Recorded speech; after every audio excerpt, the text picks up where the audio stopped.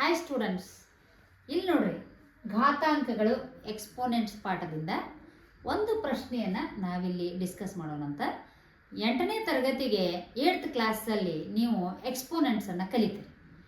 ನೋಡ್ರಿ, ನಾವು ರೆಗ್ಯುಲರ್ ಆಗಿ ಕ್ಲಾಸಲ್ಲಿ ಕಲಿಯೋದಕ್ಕೂ ಈ ಥರದ ಒಂದು ಸಮಸ್ಯೆಗಳನ್ನ ಕಲಿಯೋದಕ್ಕೂ ಏನು ವ್ಯತ್ಯಾಸ ಅಂದ್ರೆ, ನಾವು ಮುಂದೆ ಹೋಗಿ ಇನ್ ಫ್ಯೂಚರ್ ಕಾಂಪಿಟೇಟಿವ್ ಎಕ್ಸಾಮ್ಸಲ್ಲಿ JEE ನೀಟ್ನಂಥ ಎಕ್ಸಾಮ್ಸಲ್ಲಿ ಬರುವಂಥ ಪ್ರಶ್ನೆಗಳನ್ನು ಕ್ರ್ಯಾಕ್ ಮಾಡ್ಬೇಕಂದ್ರೆ ಇಂಥ ಪ್ರಶ್ನೆಗಳಂತ ಸಾಲ್ವ್ ಮಾಡಬೇಕು ವಿದ್ಯಾರ್ಥಿಗಳೇ. ಇಲ್ಲಿ ನೋಡ್ರಿ, ಒಂದು ಪ್ರಶ್ನೆಯೊಂದಿಗೆ ನಾನಿವತ್ತು ನಿಮ್ಮ ಜೊತೆಗಿದ್ದೇನೆ.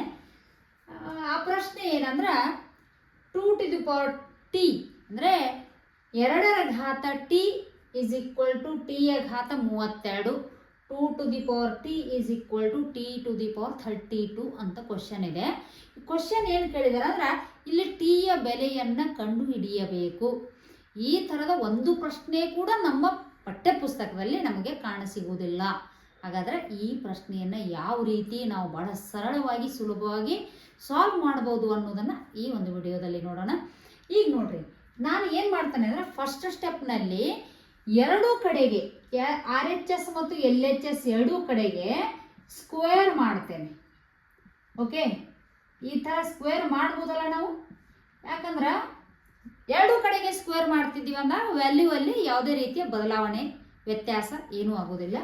ಈ ಥರ ಸ್ಕ್ವೇರ್ ಮಾಡಿದಾಗ ನಮಗೆ ಘಾತಾಂಕಗಳ ನಿಯಮ, ಲಾಸ್ ಆಫ್ ಎಕ್ಸ್ಪೋನೆಂಟ್ಸ್ ಪ್ರಕಾರ ನೋಡಿದಾಗ ಇದು 2 ಅನ್ನೋದು ವರ್ಗ ಆಗ್ತೈತಿ. ಸೊ 4ರ ಘಾತ t ಬರ್ತೈತಿ, ಇಲ್ಲೇ 4t.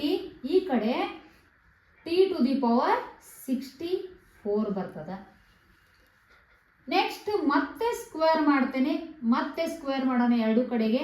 ಮತ್ತೆ ಸ್ಕ್ವೇರ್ ಮಾಡಿದಾಗ ಇದೇನಾಗುತ್ತೆ ಅಂದ್ರೆ ಮತ್ತೆ 4 ಕೂಡ ಸ್ಕ್ವೇರ್ ಆಗ್ತದ. ಇದು 16t ಆಗ್ತೈತಿ. ಈ ಕಡೆ t128 ಆಗ್ತದೆ. ನೆಕ್ಸ್ಟ್ ನಾವು ಯಾಕೆ ಈ ಥರ ಮಾಡ್ತಾ ಹೋಗ್ತಿದ್ದೀವಿ ಅನ್ನೋದನ್ನು ಕೂಡ ಸ್ವಲ್ಪ ಹೇಳ್ತೇನೆ. ನನಗೆ ಟಿ ವ್ಯಾಲ್ಯೂ ಪವರ್ ಪ್ಲೇಸ್ನಲ್ಲಿ ಸೇಮ್ ಬರಬೇಕು, ಇಲ್ಲಿ ಟಿ ವ್ಯಾಲ್ಯೂ ಬೇಸ್ ಪ್ಲೇಸ್ನಲ್ಲೂ ಸೇಮ್ ಬರಬೇಕು.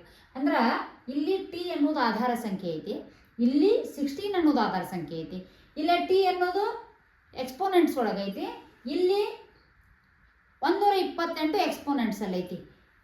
ಇಲ್ಲಿ ಟಿ ಈಕ್ವಲ್ ಟು 128 ಆದರೆ ಇಲ್ಲಿಯೂ T equal to same number ಬರಬೇಕು. ಅವಾಗದು ಟಿ ವ್ಯಾಲ್ಯೂ ನಾವು ಫೈಂಡ್ ಔಟ್ ಮಾಡ್ದಂಗೆ ಆಗ್ತದೆ.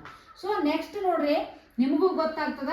ಮತ್ತೇನು ಮಾಡೋಣ ಅಂದ್ರೆ, ಮತ್ತೆ ಎರಡು ಸೈಡ್ ಸ್ಕ್ವೇರಿಂಗ್ ಮಾಡೋಣ.